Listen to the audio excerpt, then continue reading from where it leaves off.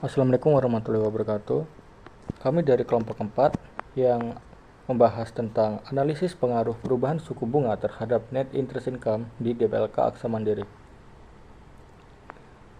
Kelompok kami beranggotakan 4 orang, yaitu saya sendiri Gibran Noverta Dharma, lalu ada rekan saya selanjutnya Rosa Kertia, lalu ada Yesi Dwi Anggraheni, dan yang terakhir Ulia Armina Maulidandi. Langsung saja kepada materinya. Konsep repricing gap model. Di sini ada 4 konsep repricing gap model. Yang pertama itu rate sensitive asset, aset yang suku bunganya akan disesuaikan dalam periode tertentu.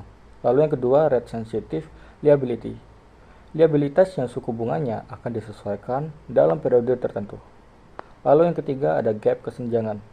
Gap dihitung dengan mengurangkan rate sensitive liabilitas dari rate sensitive aset, yang rumusnya gap sama dengan RSA dikurang RSL. Lalu yang terakhir keempat, cumulative gap, CGAP, total kesenjangan dalam periode tertentu. Materi selanjutnya yaitu pengaruh perubahan suku bunga terhadap net interest income. Di sini ada dua, yaitu ketika suku bunga naik dan ketika suku bunga turun. Kita akan membahas ketika suku bunga naik terlebih dahulu. Nah, jika gapnya positif, RSA lebih besar daripada RSL, net interest income akan meningkat karena pendapatan bunga dari aset naik lebih banyak daripada biaya bunga dari liabilitas. Nah, sedangkan jika gapnya negatif, RSA lebih kecil daripada RSL, net interest income akan menurun karena biaya bunga dari liabilitas naik lebih banyak daripada pendapatan bunga dari aset. Lalu ketika suku bunganya turun. Nah, jika gapnya positif, RSA lebih besar daripada RSL, net interest income akan menurun karena pendapatan bunga dari aset turun lebih banyak daripada biaya bunga dari liabilitas. Nah, sedangkan jika gapnya negatif, RSA lebih kecil daripada RSL, net interest income akan meningkat karena biaya bunga dari liabilitas turun lebih banyak daripada pendapatan bunga dari aset. Selanjutnya, analisis untuk DPLK Aksa Mandiri, aset dan liabilitas sensitif suku bunga. Aset sensitif suku bunga atau RSA, ada yang pertama deposito on call dan deposito berjangka, yaitu instrumen ini umumnya memiliki jangka waktu pendek dan akan di repricing ketika jatuh tempo. Kemudian selanjutnya ada surat berharga negara atau SBN dan obligasi. Meskipun instrumen ini biasanya berjangka panjang, nilai pasarnya berfluktuasi di pasar sekunder sesuai dengan perubahan suku bunga. Kemudian selanjutnya ada liabilitas sensitif suku bunga atau RSL.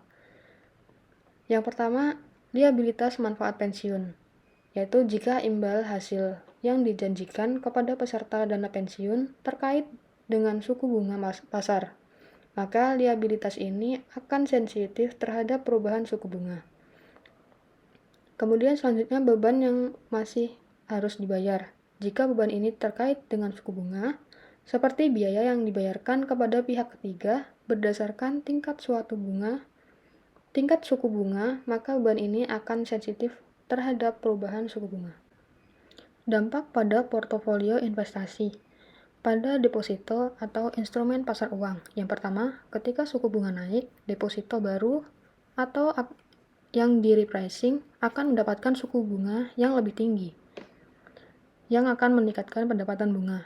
Kemudian yang kedua, ketika suku bunga turun, deposito baru atau yang di repricing akan mendapatkan suku bunga yang lebih rendah, yang kemudian akan mengurangi pendapatan bunga.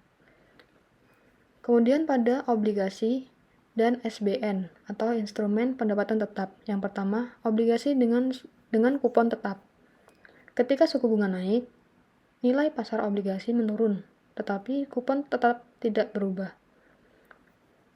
Namun, ketika suku bunga turun, nilai pasar obligasi meningkat, memberikan potensi keuntungan modal atau capital gain jika dijual sebelum jatuh tempo. Kemudian yang kedua, obligasi dengan kupon mengambang. Ketika suku bunga naik, pembayaran kupon akan meningkat, yang akan mengakibatkan peningkatan pendapatan bunga. Kemudian, ketika suku bunga turun, pendapatan kupon akan menurun, Ini akan mengurangi pendapatan bunga. Sekarang saya akan menjelaskan contoh perhitungan sederhana terkait manajemen risiko suku bunga. Misalnya, kita ambil kasus dari DPLK Asa Mandiri. Mereka memiliki Rate Sensitive Assets atau RSA sebesar 10 miliar rupiah, yaitu aset yang akan direpricing atau disesuaikan tingkat bunganya dalam waktu 1 tahun. Sedangkan Rate Sensitive Liabilities atau RSL atau kewajiban yang juga direpricing dalam setahun sebesar 8 miliar rupiah. Nah, dari situ kita bisa hitung gap-nya. Gap sama dengan RSA dikurang RSL sama dengan 10 miliar rupiah, dikurangi 8 miliar rupiah sama dengan 2 miliar rupiah. Gap ini positif, artinya lebih banyak aset yang sensitif terhadap perubahan suku bunga dibandingkan liabilitasnya. Kalau suku bunga naik 1%, maka perubahan net interest income atau NII bisa kita hitung pakai rumus delta NII sama dengan gap dikali delta suku bunga. Delta NII sama dengan 2 miliar rupiah dikali 1% sama dengan 20 juta rupiah. Artinya, kalau suku bunga naik 1%, maka pendapatan bersih dari bunga akan naik sebesar 20 juta rupiah. Kenapa? Karena aset yang mendapatkan bunga lebih besar daripada liabilitas yang harus dibayar, sehingga menghasilkan keuntungan bersih. Lalu, untuk menghadapi risiko suku bunga yang bisa berubah-ubah, ada beberapa strategi manajemen yang bisa digunakan. Yang pertama, diversifikasi portofolio. Ini tentang menyeimbangkan investasi antara instrumen dengan suku bunga tetap dan suku bunga mengambang, agar risiko bisa ditekan seminimal mungkin.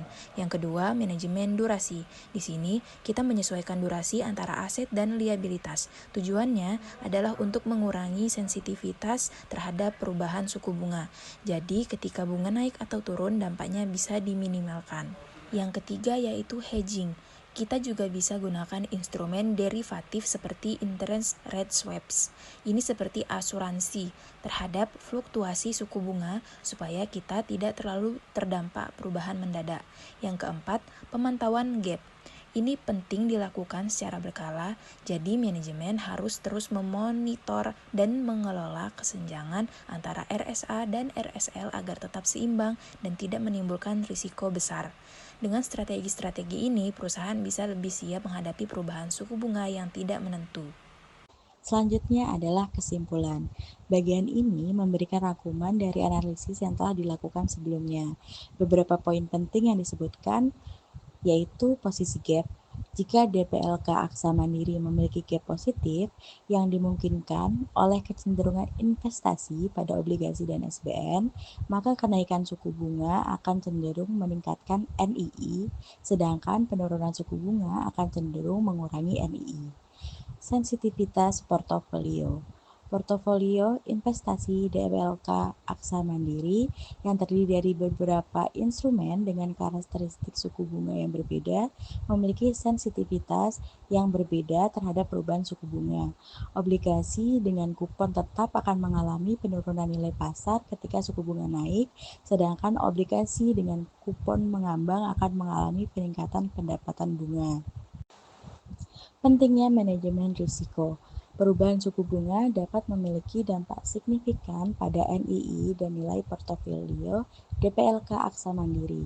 Oleh karena itu, manajemen risiko suku bunga yang efektif sangat penting untuk menjaga stabilitas keuangan dan memastikan kemampuan untuk memenuhi kewajiban kepada peserta dana pensiun. Selanjutnya adalah rekomendasi. Bagian ini memberikan saran atau tindakan yang perlu dilakukan untuk mengelola risiko suku bunga. Yang pertama adalah pemantauan aktif. DPLK Aksa Mandiri harus secara aktif memantau kondisi pasar suku bunga dan menyesuaikan strategi investasi sesuai dengan perkiraan perubahan suku bunga. Yang kedua, penerapan strategi diversifikasi. Dengan mendiversifikasi portofolio investasi ke berbagai instrumen dengan karakteristik suku bunga yang berbeda, DPLK Aksa Mandiri dapat mengurangi risiko yang terkait dengan perubahan suku bunga. Ketiga, implementasi hedging. DPLK Aksa Mandiri dapat mempertimbangkan penggunaan instrumen derivatif untuk melindungi nilai portofolio dari perubahan suku bunga yang tidak diinginkan. Yang keempat, pengembangan model prediksi. Investasi dalam pengembangan model prediksi suku bunga yang lebih baik dapat membantu DPLK Aksa Mandiri mengantisipasi perubahan suku bunga dan menyesuaikan strategi investasi secara proaktif. Yang kelima, keselarasan dengan tujuan jangka panjang. Strategi manajemen risiko suku bunga harus selaras dengan tujuan jangka panjang DPLK Aksa Mandiri, yaitu memberikan manfaat pensiun yang stabil dan berkelanjutan kepada peserta. Dengan menerapkan analisis repricing gap yang komprehensif dan strategi manajemen risiko yang efektif, DPLK Aksa Mandiri dapat meminimalkan dampak negatif dari perubahan suku bunga dan memanfaatkan peluang yang muncul dari perubahan tersebut, sehingga dapat mengoptimalkan pendapatan bunga bersih atau NII dan memastikan keberlanjutan jangka panjang dari dana pensiun.